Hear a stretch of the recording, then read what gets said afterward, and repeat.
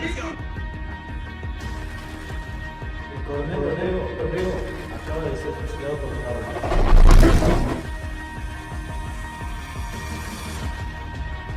Tengo que calmar todo ese salvaje solitario archivo.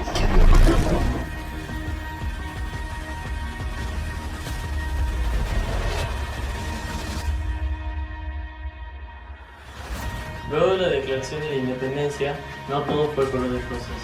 Todo se puso en duda y comenzó una época de autonomías provinciales, diferencias políticas, unitarios, federales y muchas otras cuestiones que marcaron y fueron formando a la República Argentina.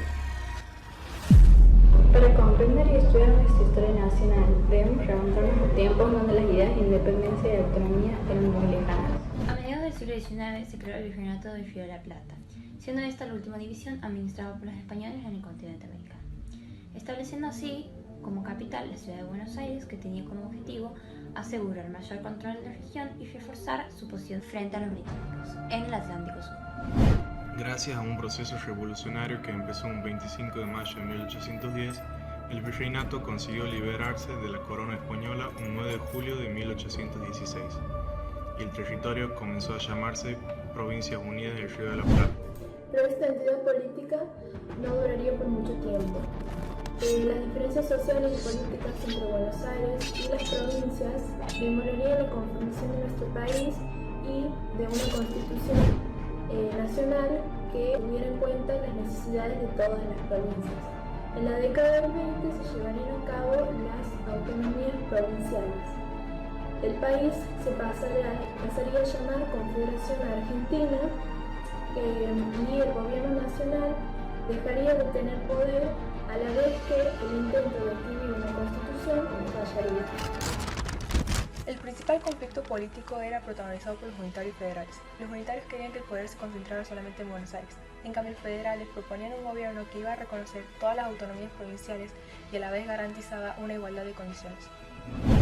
La batalla de Cepeda fue el detonante que abrió el ciclo de guerras entre estos partidos políticos y que además trajo como consecuencia la derrota del Directorio Supremo de Fundó, la desaparición de la autoridad nacional y la autogobernación de las provincias.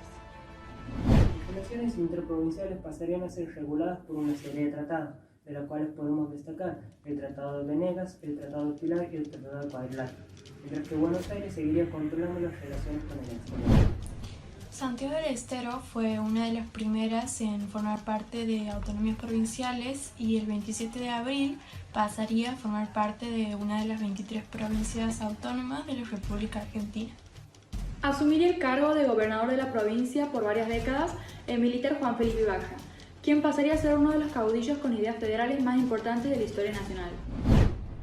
Los caudillos eran líderes que se habían destacado en los campos de batalla durante las guerras de la independencia y que sumaron a su prestigio en las regiones en las cuales habitaban, enormes extensiones de tierra y una creciente autoridad política. Esta época se destacaría como el periodo de las guerras civiles y traería autonomía a las provincias. A su vez, el caudillismo y el federalismo estarían más presentes.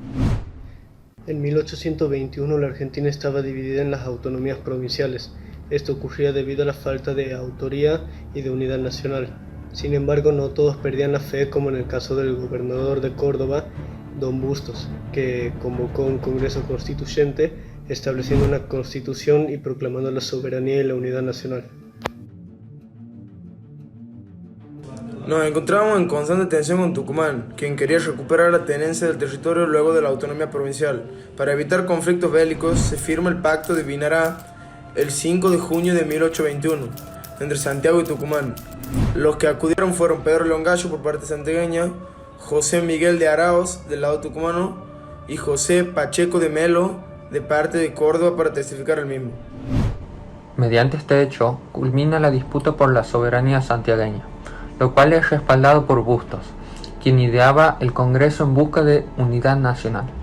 Se organiza el Congreso, y los diputados que asisten en nombre de Santiago son Félix Sorías, Pedro Carola y Pedro Longallo.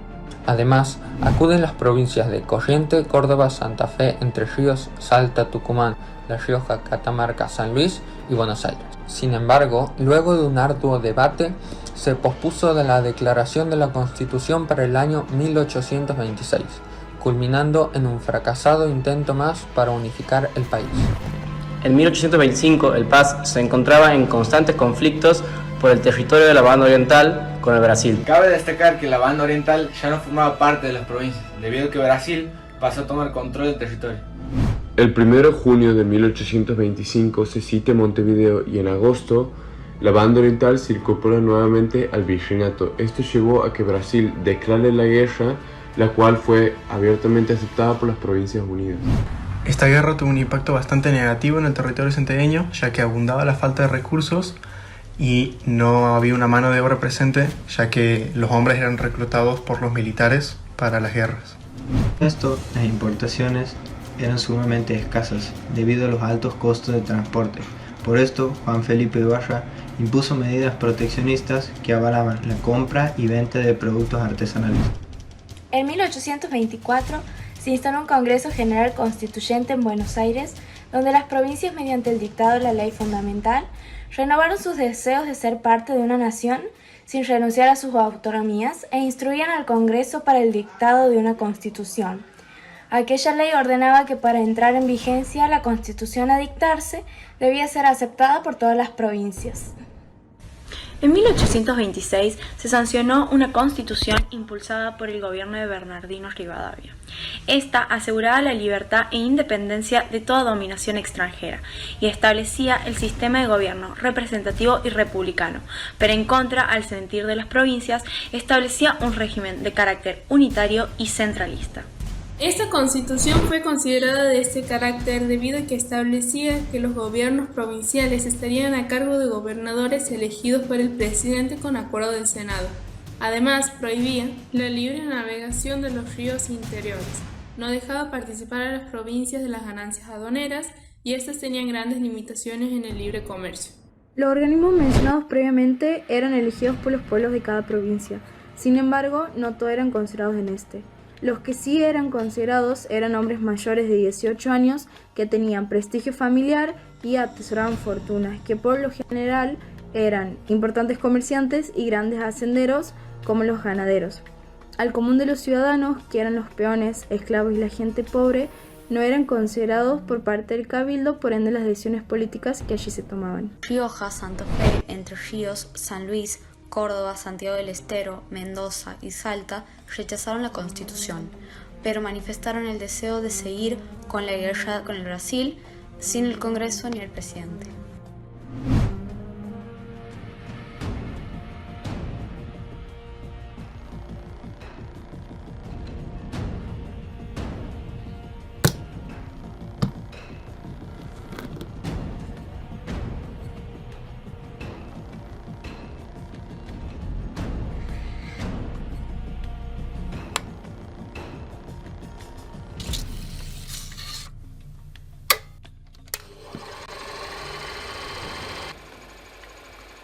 Tesanos Pinto llegó a Santiago del Estero el 28 de enero de 1827 con la intención de notificar la sanción de la Constitución Nacional.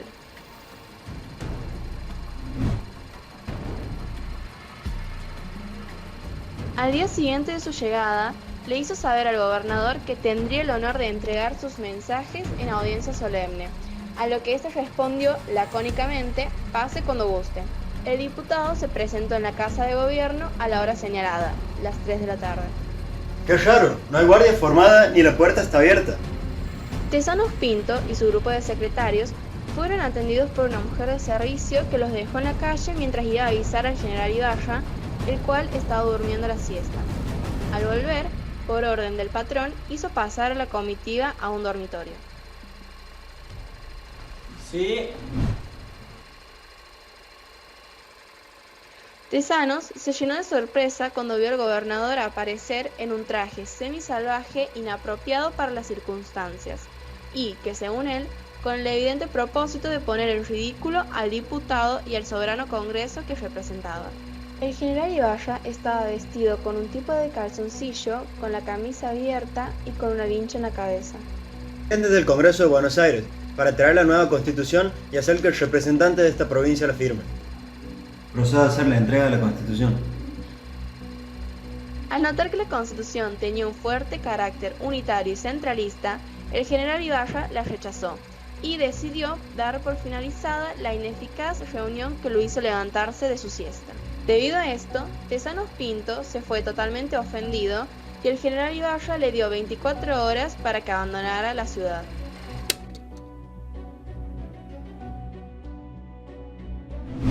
Fortaleza Federal.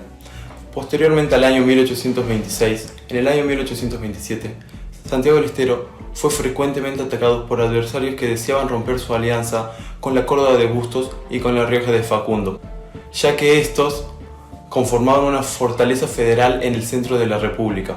A causa de esto, se produciría la conquista de Santiago del Estero por Catamarca. En mayo de 1827 sería el turno del gobernador catamarqueño Manuel Gutiérrez, que solo lograría mantenerse en el poder de Santiago por una semana. Con este llegó Hilario Ascasubi, en el cual se apoderó del mando.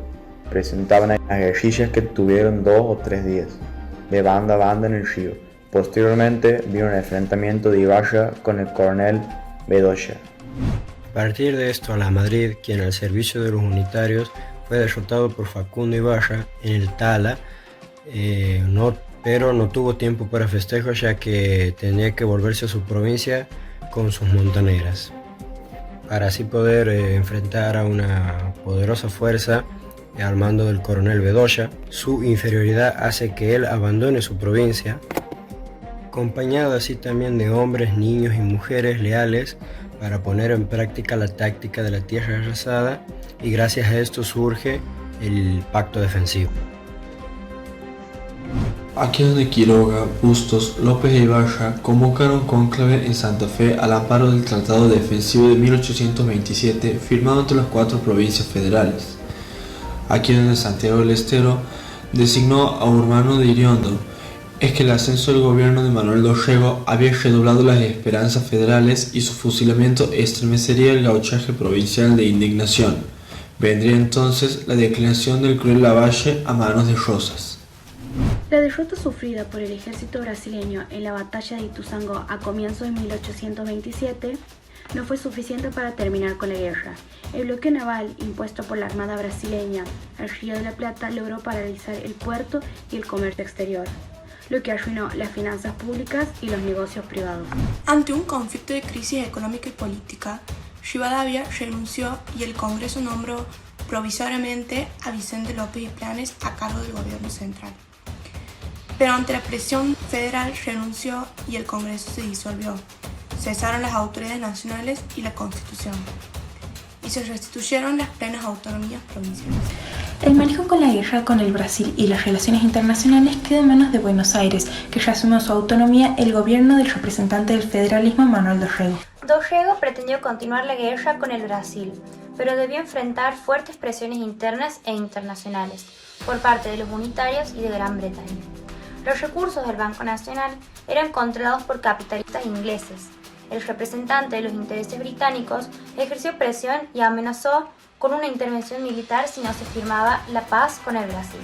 El 28 de agosto de 1828, Dorrego se vio obligado a firmar una convención preliminar de paz, aceptando la mediación británica.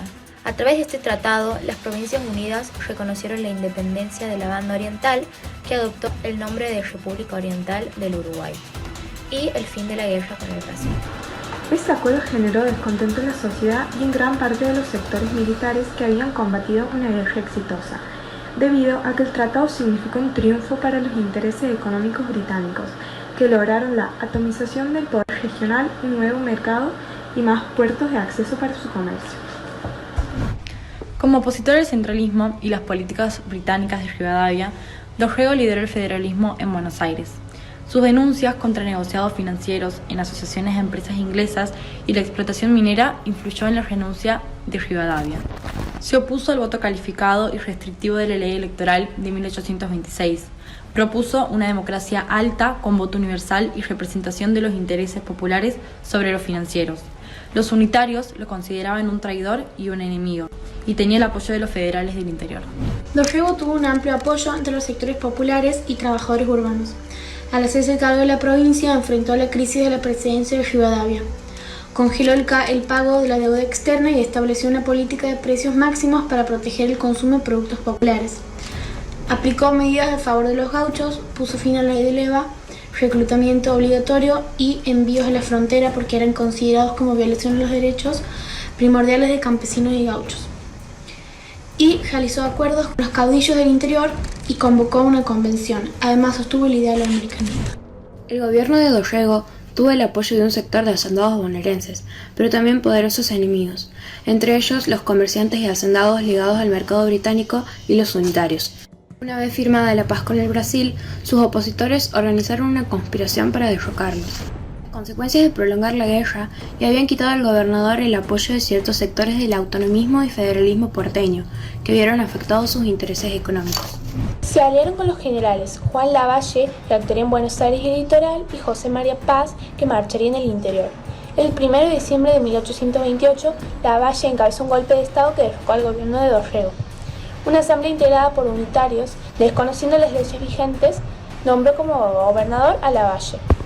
Comenzó así un gobierno caracterizado por las persecuciones y muertes de federales, un periodo conocido como el terror unitario. Dorrego y Lavalle se enfrentaron en la campaña, donde el primero fue vencido y apresado. El 13 de diciembre de 1828, Dorrego fue fusilado en el pueblo de Navarro por orden de Lavalle y presión de la dirigencia unitaria. Esto inició una gran y larga guerra civil.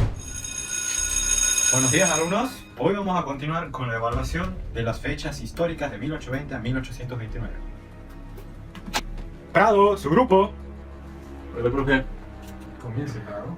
Bueno, profe, a nosotros nos tocó exponer sobre el año 29 y empezaremos hablando sobre la figura del general Lavalle, quien era un independentista que fusiló a Dorrego por llegar a un acuerdo de paz con Brasil entregando la banda oriental. El coronel Dorrego acaba de ser fusilado por mi orden, al frente de todos los regimientos que componen esta división. Ahora, solo la historia juzgará imparcialmente si el coronel debió morir o no.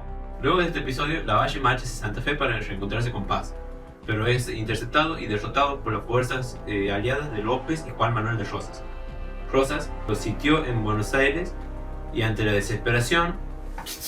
Compórtense, muchachos, escuchen a su compañero. Entonces fui completamente solo al cuartel general de Rosas, a la estancia del Pino. Resguardé por él sentado, hasta que llegó, me recibió con mucho respeto y finalmente logramos firmar el Pacto de Cañuelas.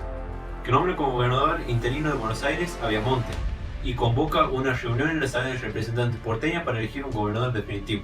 La legislación de Buenos Aires proclamó a Juan Manuel de Rosas como gobernador de Buenos Aires el 8 de diciembre de 1829, ¿o no, profe? Muy bien, señor Prado. Honrándolo además con el título de restaurador de leyes e instituciones, portando la bandera del federalismo pero con un tinte de unitario. ¿Ustedes creen que yo soy federal? No, señor. Yo no soy de partido alguno, sino de la patria misma. Lo único que quiero yo son evitar los males en nuestro país y restablecer las instituciones. Y si para eso tengo que enfrentarme a todos esos salvajes unitarios, así lo haré. Rafael, siga usted. Fue reconocido, acogido y venerado por el pueblo, ya que unificó bajo la bandera federal los pueblos del interior que buscaban la autonomía. La federación salió del gaucho, del rancho, del aislamiento de las provincias y de la barbarie, pero tiene una base fuerte y duradera, el pueblo. Cada una de las provincias del interior se concentró en sí misma y se fueron formando relaciones por la guerra, como la alianza entre los caudillos y los tratados. Se formó la Mazorca, una organización encargada de cazar a los salvajes unitarios. ¡Que mueran los jesuitas! ¡Salvajes! ¡Unitarios! ¡Ingratos! ¡Que viva la federación! ¡Viva! Llamas, continúe con la historia. Paz aprovechó la victoria para invadir a las provincias de los aliados de Quiroga, colocando en ellos gobiernos unitarios. Los bandos quedaban definidos: las 4 provincias litoral federales, las 9 del interior unitarias, y unidas desde agosto de 1830 en la Liga Unitaria, cuyo supremo jefe militar era Paz. Rosas y Estanislao López impulsaron el pacto federal entre Buenos Aires, Santa Fe y Entre Ríos. Rosas y López, ambos gauchos, ambos tiranos, ambos indiferentes por la desgracia de la humanidad. Pero Rosas, mamita, ese obraba en grandes proporciones. En cambio el otro estaba limitado a una esfera tan reducida como la educación y sus aspiraciones. Señor Hernández, Continúe con la historia del señor Llano. El caudillo santiagueño Juan Felipe Ibarra, refugiado en Santa Fe, logró que López iniciara acciones contra Córdoba. Serían acciones guerrilleras, porque en este tipo de acciones tenía la ventaja sobre las disciplinadas tropas de paz. Por su lado, Quiroga decidió volver a la lucha, pidió fuerzas a Rosas, pero este solo lo ofreció a los presos de las cárceles. La inesperada captura de Paz por un tiro de boleadora de un soldado de López el 10 de mayo de 1831 provocó un repentino cambio. Gregorio Arauz de la Madrid se hizo cargo del ejército unitario, con el que se retiró hacia el norte y fue vencido por Quiroga en la batalla de la Ciudadela el 4 de noviembre junto a la ciudad de Tucumán, con lo cual la Liga del Interior fue disuelta. Oh, es maldito boleador de no haber caído preso. Hubiera enterrado en el abismo aquel patriarca de la Federación. Y con mi prudencia y mi sagacidad me hubiera consolidado en el interior, aislado Buenos Aires y encima un gobierno unitario. Pero bueno, aquí está. Y eso es todo, profe.